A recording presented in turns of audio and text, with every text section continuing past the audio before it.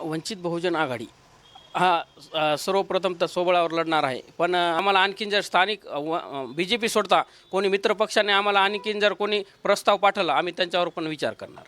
आमचे उमेदवार जवळजवळ आमच्याकडं 65 फॉर्म आलेले आहेत. सर्वप्रथम तर राजकारण जे की इतक्या मागील 10 ते 15 वर्षाखाली खानबान चाललं, त्यामुळे परभणी शहर सर्वात मागास असल्याने सध्याला आहे.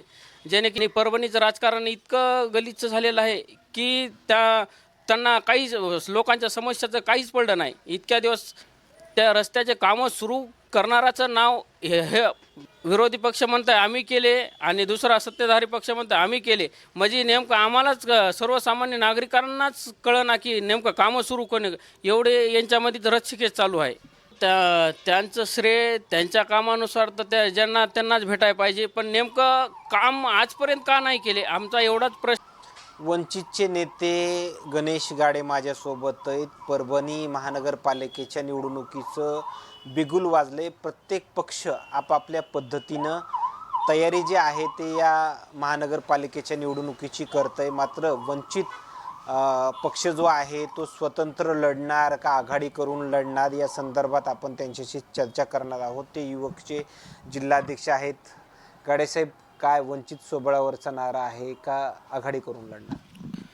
वंचित बहुजन आघाडी हा सर्वप्रथम तर सोबळावर लढणार आहे. पण आत्ताच आमचे वरच्या लेवलचे नेते जेणे की बाळासाहेबांनी न्यूज जशा चलत आहेत काँग्रेससोबत मुंबई वगळता इतर ठिकाणी युती होणार आहे काँग्रेससोबत. पण त्यानुसार आम्ही वरिष्ठांच्या निर्णयानुसार चालणार आहेत. आणि आम्हाला आणखीन जर स्थानिक BJP सोडता कोणी मित्रपक्षाने आम्हाला आणखीन जर कोणी प्रस्ताव पाठवला आम्ही त्यांच्यावर पण विचार करणार. खरं तर बाळासाहेब आंबेडकरांचं परभणीवरती खूप चांगलं लक्ष आहे. कोणत्याही विषयावर ते लक्ष घालतात या ठिकाणी. मात्र त्या संदर्भात तुमचे वरिष्ठ नेते असतील त्यांनी तुमच्यासोबत चर्चा केली का किंवा तुम्ही त्यांच्यासोबत चर्चा केली का? सोबळावरचा नारा जर तुम्ही ठेवलेला असेल तर तुमचे किती उमेदवार निश्चित आहेत असं काही सांगू शकाल? आमचे उमेदवार जवळजवळ आमच्याकडं 65 फॉर्म आलेले आहेत. जेणे की आमच्याकडं आजपर्यंत 65 आलेले आहेत.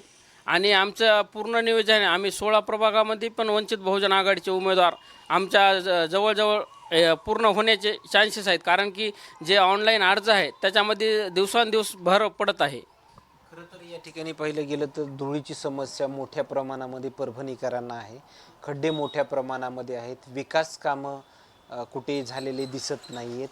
नागरिक मोठ्या प्रमाणामध्ये, मतदार मोठ्या प्रमाणामध्ये या ठिकाणी त्यांच्या समस्या सांगतायत.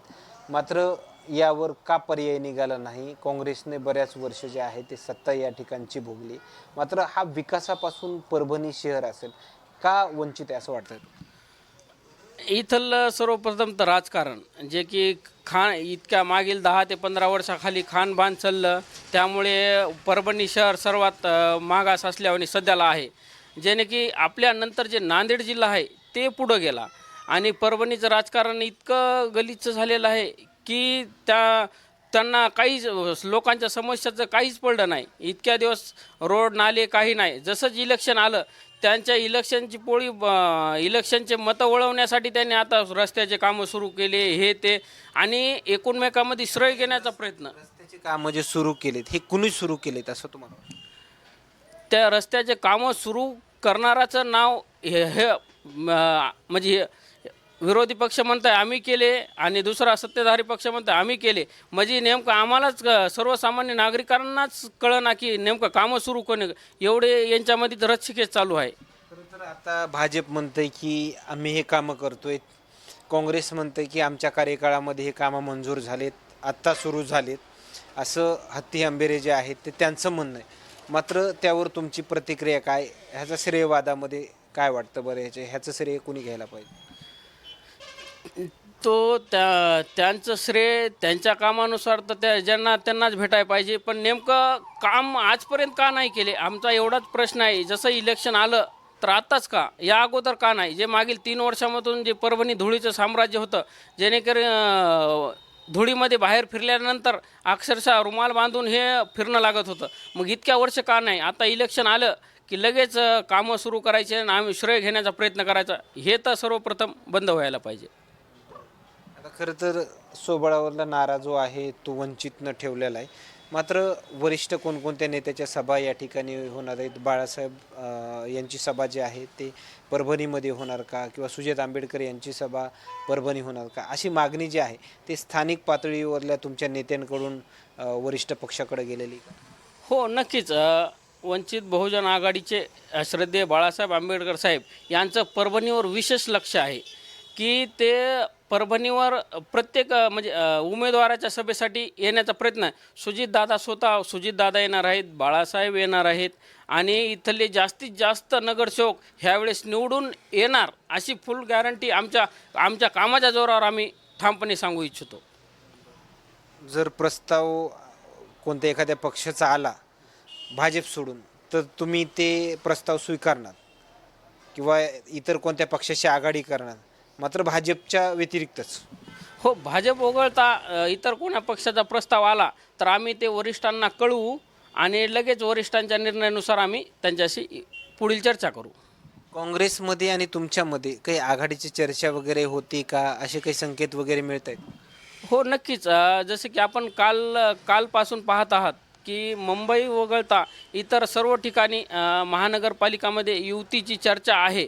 आम्हाला वरून जी माहिती मिळाली आजपर्यंत चर्चा चालू आहे आणि जशी हे झाली युती झाली तर आपल्याला वळून कळाले त्यानुसार आपण करू. एक शेवटचा प्रश्न, जर तुम्हाला तुमच्या पक्षाचा इथं महापौर झाला, सर्वाधिक जागा नगरसेवक पदाच्या तुमच्या जर निवडून आला, तर नेमकं परभणीचा विकास कसा कराल? आम्ही सर्वप्रथम लोकांच्या आरोग्याकडे लक्ष देऊ. आरोग्याचे जे आता सध्याला जे म्हणजे समजा वयोवृद्ध नागरिक आहेत त्यांच्याकडे दवाखान्यात जाण्यासाठी खूप दूर हे आहेत.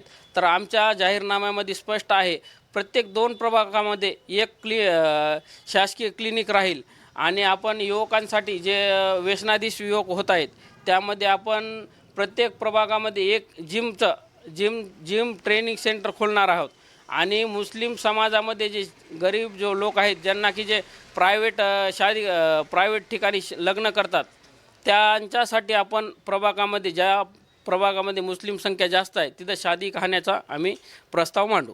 ओके, धन्यवाद. खरं तर वेगळी चर्चा जी आहे ते वंचितचे नेते गणेश गाढे युवकचे जिल्हाध्यक्ष यांच्यासोबत आपण केलेली आहे. मात्र सोबळावरला नारा जो आहे तो वंचितनं या ठिकाणी ठेवल्याचं आपल्याला पाहायला मिळतंय. मात्र आणखीन काही नवीन अपडेट्स मिळतील का हे देखील पाहणं तेवढंच महत्त्वाचं ठरणार आहे. कॅमेरामॅनसोबत सूर्य मीडिया, परभणी.